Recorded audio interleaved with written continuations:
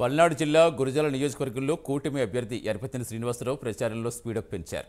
Road షోలు, corner meetings, ఆత్మీయ సమ్మేళనాల్లో పాల్గొంటూ ఇంటింటికి తిరుగుతూ సుడిగాలి ప్రచారం చేస్తున్నారు. దాచేపల్లి రైల్వే స్టేషన్ రోడ్డులో కళ్యాణ మండపంలో మండల ఆర్య వైశ్య ఆత్మీయ సమావేశంలో ఎర్పతిని శ్రీనివాసరావు పాల్గొన్నారు.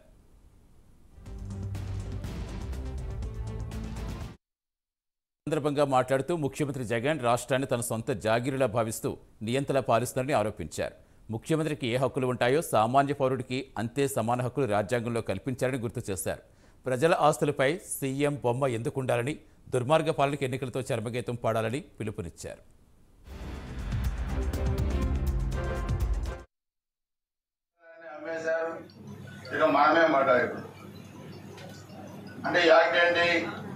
ఇప్పుడు మీ ఆస్తి ఇంకొకరు ఇది నా ఆస్తి అని చెప్పి క్లెయిమ్ చేస్తే దాన్ని నిరూపించుకోవాల్సిన బాధ్యత నీ మీద ఉంది. ఆస్తి వదలగా అది కూడా వితిన్ టైంలో, లేదంటే ఆయన క్లెయిమ్ చేసిన ఆయనకి నీ ఆస్తి పోదు. నేను అడుగుతాను, ఎవరు ఇచ్చారు ఈ అధికారం అడుగుతాను. ఈజ్ ద ఓన్లీ ట్రస్టీ ముఖ్యమంత్రి జాగీర్ కాదు ఆంధ్రప్రదేశ్ రాష్ట్రం. ఆయన ఎవరు అధికారాలు ఇవ్వలేదు. ఆయన కూడా రాజ్యాంగబద్ధంగా ఎన్నిక కాబడిన ముఖ్యమంత్రి. సామాన్య పౌరుడికి రాజ్యాంగంలో ఏ హక్కులు ఉన్నాయో ముఖ్యమంత్రి కూడా అదే హక్కులు ఉన్నాయి. ఆయన గౌరవించారు. ఇంకొకరు క్లెయిమ్ చేస్తే మనం నిరూపించుకోలేకపోతే మన ఆస్తి ఇంకొకరు హక్కు గౌరవించారు. ఇది మీరు చాలా సీరియస్ గా ఆలోచించాల్సిన అవసరం.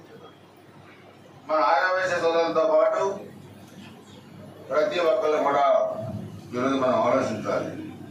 సో అందుకే ఇటువంటి దుర్మార్గమైన ప్రక్రియని ఆపాలంటే, మన ఆస్తులు మనం కాపాడుకోవాలంటే, అంటే వీళ్ళ ఉద్దేశం ఏంటి, మేము మరలా గవర్నమెంట్లోకి వస్తాం, ఎమ్మెల్యే లెటర్ చేయాలంటే లెటర్ ఇస్తేనే రిజిస్ట్రేషన్ చేస్తాం, లేదా పోయి బాంఛం ద్వారా అన్ని చేయగట్టుకుంటే మీ ఆస్తులు మేము కాపాడుతాం, మాకు ఓటు వేయండి.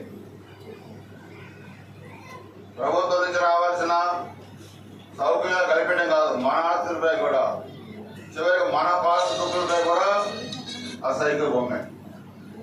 నీ పట్టదారు పాస్ పుస్తకమైన నీ బొమ్మ ఉండాలి కదా, నీ ఫోటో ఉండాలి కదా, కానీ ఆయన పెట్టుకున్నాడు. సర్వ వనరులు ఈ విధంగా దోచుకునే ప్రక్రియకి తీసుకొచ్చారు.